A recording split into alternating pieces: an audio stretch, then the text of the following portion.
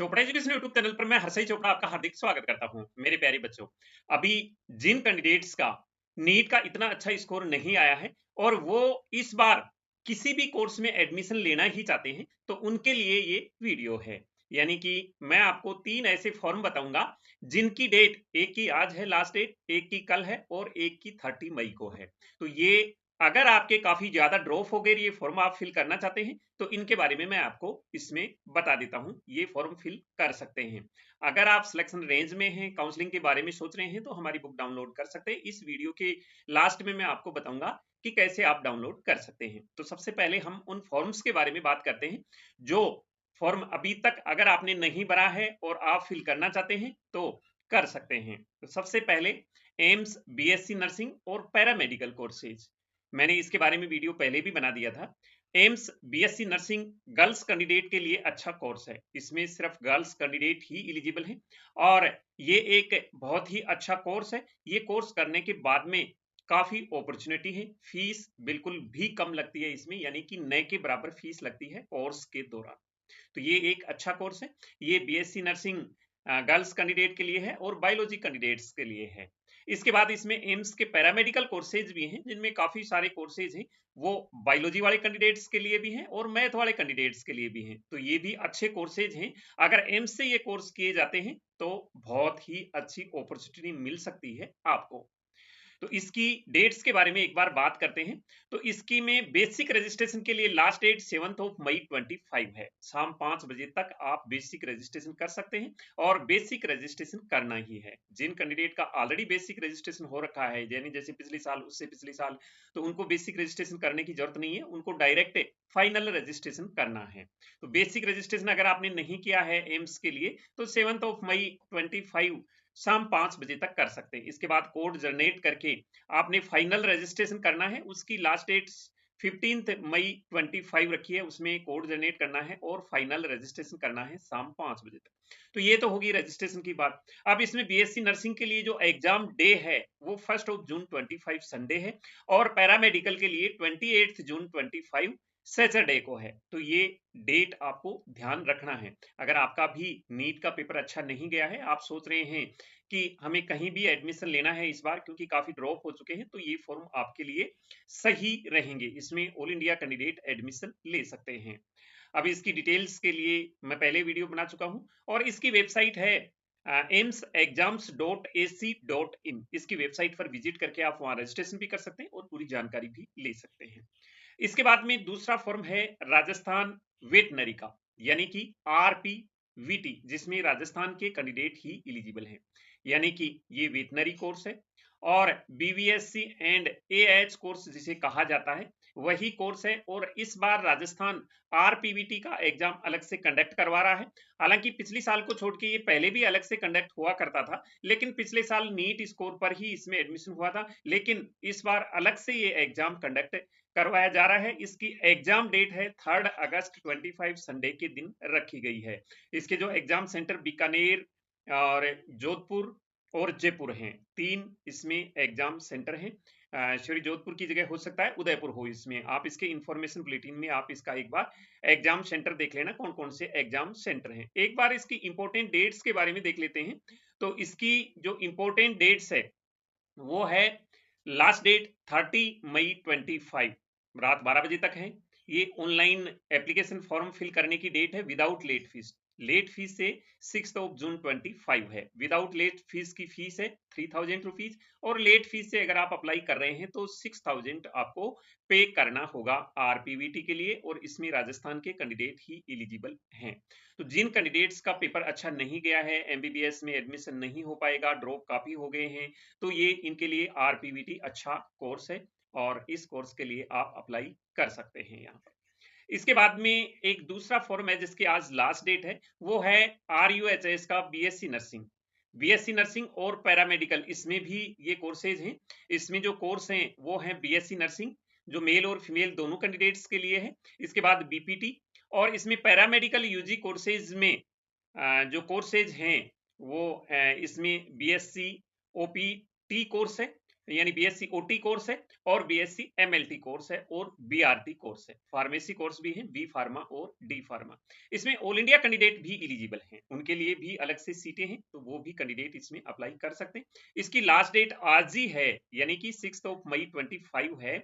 आज आपको application submit करना ही होगा और फीस डिपॉजिट करनी होगी। इनका इंट्रेंस एग्जाम का जो डेट है वो 27 मई 25 है।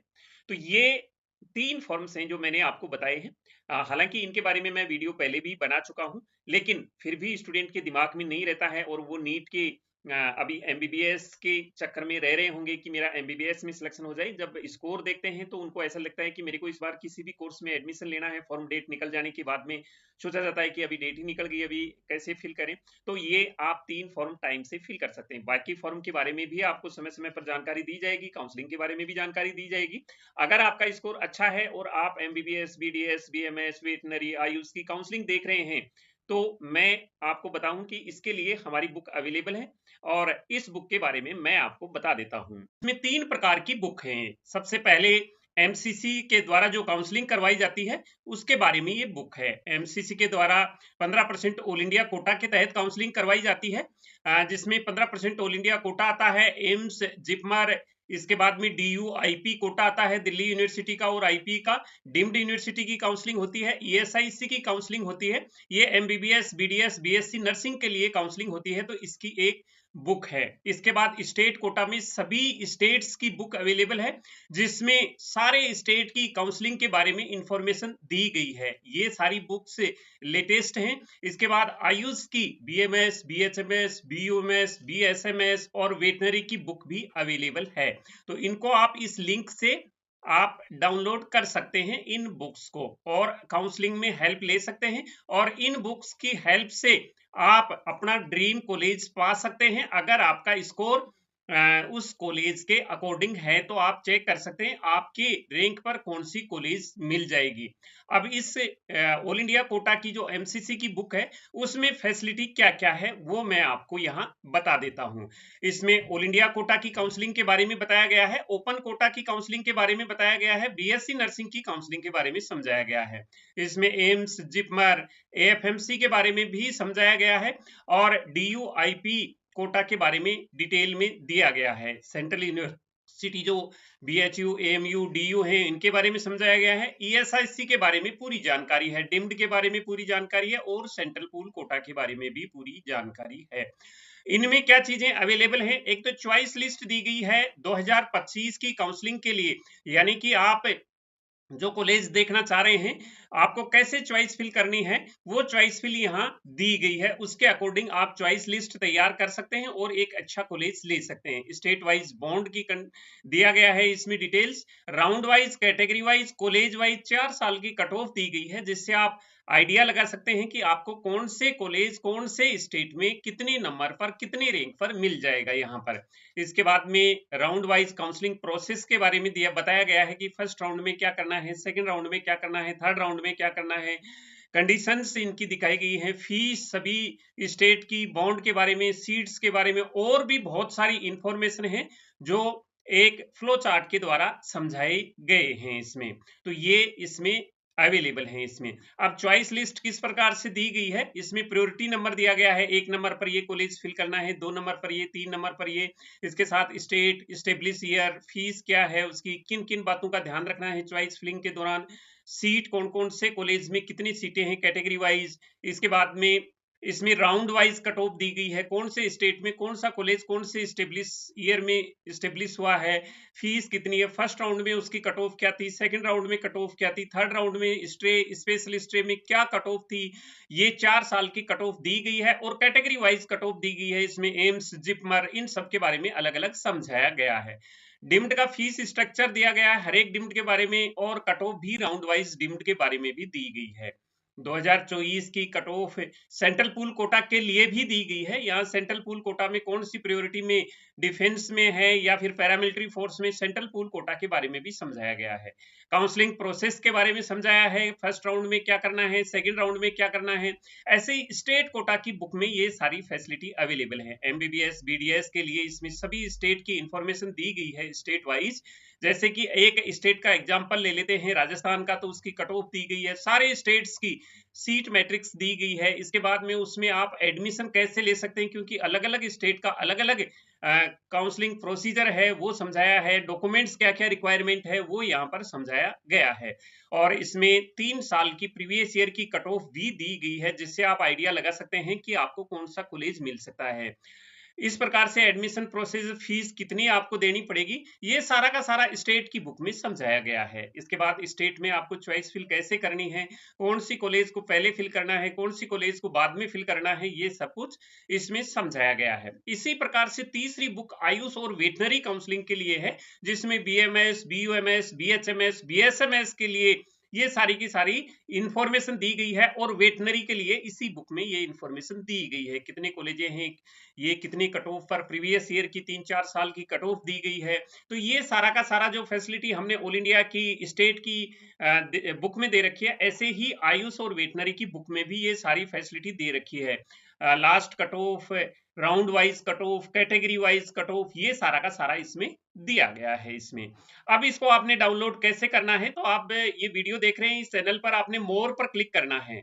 मोर पर जैसे ही क्लिक करेंगे आप डिस्क्रिप्शन बॉक्स में आ जाएंगे। इसमें यहाँ लिंक दिया गया है अलग अलग, जैसे all India quota AIIMS JIPMER जो एमसीसी की बुक है उसके लिए ये AIQ25 ये लिंक दिया गया है। स्टेट कोटा की बुक के लिए ये लिंक दिया गया है, और आयुष और वेटनरी की बुक के लिए ये लिंक यहाँ पर दिए गए हैं। अगर आपको ऑल इंडिया कोटा की बुक यानी एमसीसी की बुक डाउनलोड करनी है तो इस लिंक पर आपने टिक करना है। तो जैसे ही टिक करेंगे आप डाउनलोड पेज पर पहुंच जाएंगे। ऐसे ही अगर स्टेट की बुक को आपने डाउनलोड करना है तो इस लिंक पर क्लिक करना है, आयुष वेटनरी की करना है तो इस लिंक पर क्लिक करना है। तो ये लिंक दिए गए हैं, यहाँ से आप डाउनलोड कर सकते हैं, या फिर आप हमारी इस वेबसाइट chopraeducation.in से भी आप इस बुक को डाउनलोड कर सकते हैं। जैसे ही आप इस वेबसाइट पर विजिट करेंगे, या राइट साइड में आप जिस भी बुक को डाउनलोड करना चाहते हैं, for book download click here पर क्लिक करके आप डाउनलोड कर सकते हैं। तो ये बुक मैं सोचता हूँ आपके लिए काफी हेल्पफुल रहेगी।